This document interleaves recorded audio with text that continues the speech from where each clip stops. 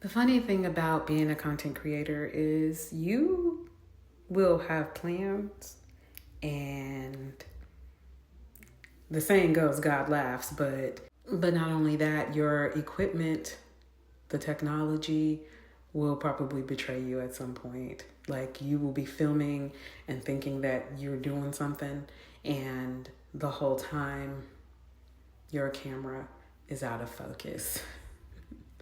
That's what we have here. Welcome to Behind the Scenes, Vlogmas Day 3. After yesterday's Vlogmas offering, I will be honest, I have not really been in the mood to do anything that's really Christmassy. I mean, a few things here and there, but for the most part, I just decided that today was going to just be a day where I piddled around the house and just did little things that needed to be done. Today was also the day I decided that I needed to combine some of my orchids because I have lots of little orchids and I don't like how they look in the space. They look very cluttered. So I had the brilliant idea of combining some of my orchids together so that they looked less cluttered. And I took on the project, and it's a messy one. It is definitely one of those projects that, like, you just do it to get it done because it can be a little tedious sometimes. Anyway, so that's what I've been doing. I have been growing orchids for probably 10 years now, and a lot of the orchids that I have had for years. My orchids come back every year for the most part, so I really don't have to buy new ones, and I just keep repotting the old ones when they get too crowded. Anyway, I decided honestly on a whim to take on this project because some of my orchids were a little too crowded. I was really surprised though because I thought I would find the roots on most of them to be pretty mushy and moldy, and they weren't, which is pretty shocking. I guess I did a really good job when I repotted them last time. I honestly find growing orchids pretty easy to do. They will bloom, and sometimes I will cut off the dead stems when they're done blooming, and sometimes I won't. I have one orchid that I didn't cut, and the new bloom bloomed off of the old stem. I didn't even know that could happen. So I'm learning still as I go along, and as you can see, I'm pretty liberal with clipping my orchids. I don't know if that's recommended or not, but it's just something that I do, and I've never really had a problem. You know, I don't cut off too much of the healthy material, but you know, if I'm trying to fit them in a pot, sometimes I have to cut some of the longer stems, and also some of the stems get broken. Anyway, I find orchids very easy to grow and very easy to maintain for the most part. I do have to be careful sometimes because I will forget to water them. And, you know, if there's not enough organic matter in the pots, they will start to get mealy bugs. And I find that my plants do that a lot in this house. I never really had a problem with it in my other houses, not like I do in this house. So obviously there's something different.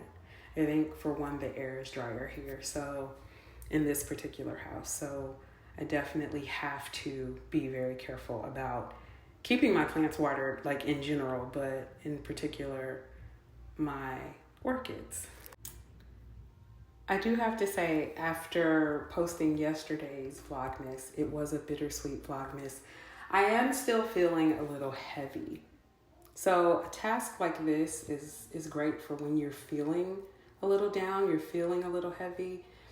I think it's a really good time for you to do a task that doesn't necessarily require a lot of thinking, a lot of figuring things out, a lot of stress.